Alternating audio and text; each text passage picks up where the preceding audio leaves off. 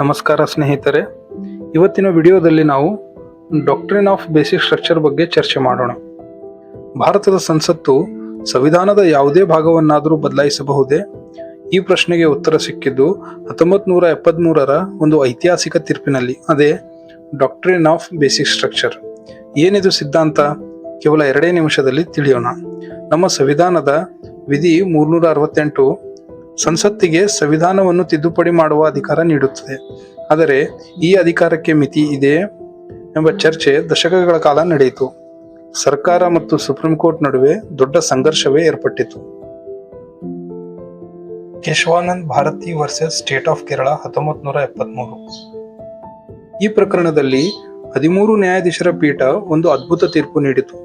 ಸಂಸತ್ತು ಸಂವಿಧಾನವನ್ನು ತಿದ್ದುಪಡಿ ಮಾಡಬಹುದು, ಆದರೆ ಅದರ ಮೂಲ ರಚನೆಯನ್ನು ಮುಟ್ಟುವಂತಿಲ್ಲ ಎಂದು ಸುಪ್ರೀಂ ಕೋರ್ಟ್ ತೀರ್ಪು ನೀಡಿತು.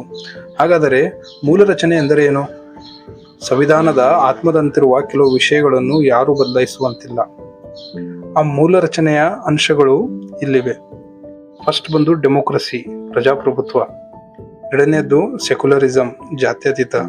3ನೇದ್ದು ಇಂಡಿಪೆಂಡೆನ್ಸ್ ಆಫ್ ಜುಡಿಷರಿ, ನ್ಯಾಯಾಂಗದ ಸ್ವತಂತ್ರತೆ. 4ನೇದು ಫೆಡರಲಿಸಂ, ಒಕ್ಕೂಟ ವ್ಯವಸ್ಥೆ. 5ನೇದು ಫಂಡಮೆಂಟಲ್ ರೈಟ್ಸ್, ಮೂಲಭೂತ ಹಕ್ಕುಗಳು. ಇವು ಭಾರತದ ಸಂವಿಧಾನದ ಮೂಲ ರಚನೆಯ ಅಂಶಗಳು. ಒಂದು ಕಟ್ಟಡದ ಪಿಲ್ಲರ್ಗಳನ್ನು ತೆಗೆದರೆ ಹೇಗೆ ಕಟ್ಟಡ ಕುಸಿಯುತ್ತದೆಯೋ ಹಾಗೆ ಈ ಅಂಶಗಳನ್ನು ಬದಲಿಸಿದರೆ ಸಂವಿಧಾನ ಅದರ ಅಸ್ತಿತ್ವವೇ ಕಳೆದುಕೊಳ್ಳುತ್ತದೆ. ಸಂಕ್ಷಿಪ್ತವಾಗಿ ಹೇಳುವುದಾದರೆ, ಸಂವಿಧಾನದ ಸರ್ವೋಚ್ಚ ಅಧಿಕಾರವನ್ನು ಉಳಿಸಿಕೊಳ್ಳಲು ಈ ಸಿದ್ಧಾಂತ ಒಂದು ಗುರಾಣಿಯಂತೆ ಕೆಲಸ ಮಾಡುತ್ತದೆ. ಈ ಮಾಹಿತಿ ನಿಮಗೆ ಇಷ್ಟವಾಗಿದ್ದರೆ ವಿಡಿಯೋವನ್ನು ಲೈಕ್ ಮಾಡಿ ಮತ್ತು ನಿಮ್ಮ ಸ್ನೇಹಿತರೊಂದಿಗೆ ಶೇರ್ ಮಾಡಿ. ಕಾನೂನಿನ ಬಗ್ಗೆ ಇಂಥ ಅಪ್ಡೇಟ್ಸ್ಗಾಗಿ ನಮ್ಮ ಚಾನಲ್ಗೆ ಸಬ್ಸ್ಕ್ರೈಬ್ ಆಗಿ. ಧನ್ಯವಾದಗಳು.